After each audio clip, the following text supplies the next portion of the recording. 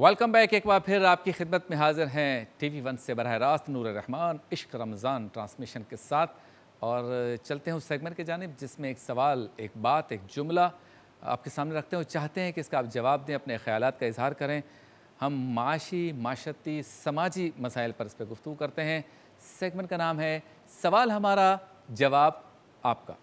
मेरा सवाल न टाले, बहुत उदास हूँ मैं। सवाल ये है कि क्या हम वाकई रमज़ान में कम खाते हैं? ये सवाल है। बचपन से जब हमारी ट्रेनिंग होती है तो हमारे बड़े, हमारे बुज़ुर्ग, हमारी नानियाँ, दादियाँ या नानू दादू, इवन वालदेन भी हमें जब सिखाते हैं कि रमज़ान किसे कहते हैं और रोज़ा क्या होता है, तो एक ट्रेनिंग जब हमारी स्टार्ट होती है तो आगे चलते चलते हमारे ज़हन में ख़्याल ये आता है कि जब माह रमज़ान आएगा तो 3 चीज़ें हम कम करेंगे। यानी कमाने के लिए, रिस्क के लिए, रोज़ी के लिए दुकान पर, ऑफ़िस पर कम टाइम देंगे, सोएंगे कम, ऐसा नहीं सोते पड़े रहे, कम सोएंगे, और खाएंगे कम। ये 3 चीज़ें कम होंगी और ज़्यादा क्या होगी? इबादत। यानी इबादत ज़्यादा होगी लेकिन खाना कम है, सोना कम है और दुनियावी काम कम करने हैं जिसमें कारोबार वगैरह सारी चीज़ें आ गई। लेकिन क्या हम ऐसा करते हैं रमज़ान के आने पर कि इबादत को ज़्यादा टाइम दें और इन 3 चीज़ों को कम दें? तो सवाल उसमें से एक मैंने ये निकाला है कि क्या हम माह रमज़ान मुबारक में वाकई कम खाते हैं?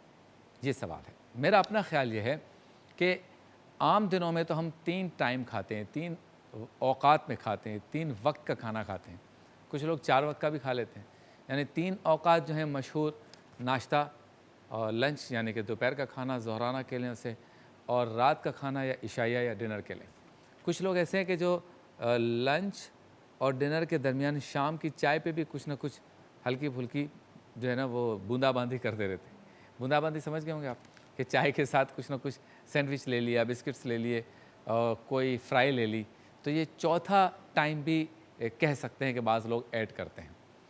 अब जब माह रमज़ान आता है तो उसमें तो हम 2 वक्त खा सकते हैं, एक सहरी है और एक इफ्तारी है। अब मेरा सवाल ये है कि क्या हम सहरी, इफ्तारी में चूँकि 2 टाइम हम खाते हैं, ये उस 3 या 4 टाइम से कम होता है या ज़्यादा होता है? क्योंकि कहा तो ये गया है, समझ में तो ये आया, सिखाया तो ये गया है कि रमज़ान में कम खाना है। और जब आप रोज़ा रखते हैं 1 महीना पूरा तो आपका डाइजेस्टिव सिस्टम जो है, निज़ाम हाज़मा जो है वो बेहतर होता है, मोटापा नहीं होता, या चर्बी वाले मामलात नहीं होते, या जिस्म फूलता नहीं है, या ये सारी चीज़ें नहीं होती रोज़े से। लेकिन अगर हम 2 टाइम में इतना खा लें कि जो आम दिनों के 4 टाइम या 3 टाइम से ज़्यादा हो, तो फिर ये कम खाना कहाँ से हो गया? अब ज़रा गौर कीजिए अपने मेन्यू पर। मेन्यू ये है, सहरी में कीमा, मुरगन पराठा, खुजला फीनी और खट्टे आलू बम्बे बाज़ार के, हुसैनाबाद की हलीम, और रीगल चौक लाहौर और लक्ष्मी चौक लाहौर के पराठे, वहाँ के रोल और बारबेक्यू, ये सब चल रहा है भाई। अंडे, टिक्का के हलवा पूरियाँ, ये सब चल रहा है सहरी में। और जब इफ्तारी है तो फिर क्या बात है। ऐसा लगता है कि हमने सारे घर वालों पर और मोहल्ले वालों पर एहसान किया है। एक फ्राई घर में पक रही होती है जिसकी खुशबू आ रही होती है, और मौसूफ जो है वो बाज़ार में भी 2 थैलियाँ उठा के लाए हैं फ्राई की। समोसे 3 तरह के, रोल 4 तरह के, शामी कबाब 2 तरह के, और इसके अलावा फिर फ्रूट 3-4 तरीक़ों से, फिर जूसेस 2-3 तरह के, और मशरूबात, यानी पूरा दस्तरखान सजा हुआ है। इसके बाद बिरयानी, निहारी, वो इसके बाद है गोश्त, कढ़ाई, फ्राई।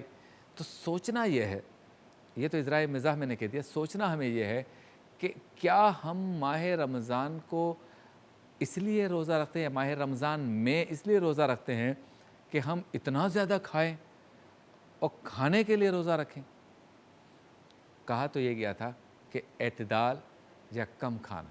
तो सवाल मेरा ये है कि अगर हम माह रमज़ान में ज़्यादा खा रहे हैं आम दिनों से, तो फिर रमज़ान की और रोज़े की हकीकी लज्जत को हम कैसे पाएंगे? हम मेडिकली भी अपने आप को कैसे बेहतर करेंगे?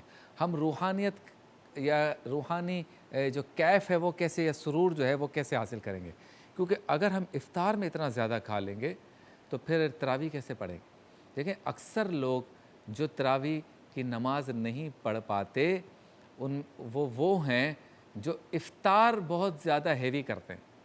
اچھا کچھ ذہین لوگ بھی ہیں جو پلان کرتے ہیں اپنے کھانے کو، یعنی افطار کا وقت آیا تو کھجور لی، تھوڑا سا فروٹ لے لیا اور تھوڑی سی کوئی فرائی یا کوئی ایسی چیز ہے تو وہ لے لی، اس کے بعد وہ مغرب پڑھتے ہیں سکون سے، تھوڑا سا آرام کرتے ہیں، اس کے بعد تراویح کی نماز پڑھتے ہیں اور تراویح کے بعد جو کچھ اچھا کمپلیٹ ڈنر کھانا ہے وہ کرتے ہیں، پھر ڈائریکٹ سحری پہ جاتے ہیں۔ تو آپ اگر اپنے آپ کو پلان کر لیں کھانے میں تو رمضان میں واقعی جس مقصد کے لیے روزہ رکھا وہ روحانی کیف و سرور بھی ملے گا اور صحت کے تمام اصولوں پہ بھی ہم عمل کر سکیں گے۔ چلتے ہیں بریک کی جانب، واپس لوٹیں گے، عالم ٹائم میں ہوں گے علماء کرام ہمارے ساتھ، روزہ و نماز ہمارا آج کا موضوع، ایک مختصر سے وقفے کے بعد۔ نبی سلام علیکہ یا رسول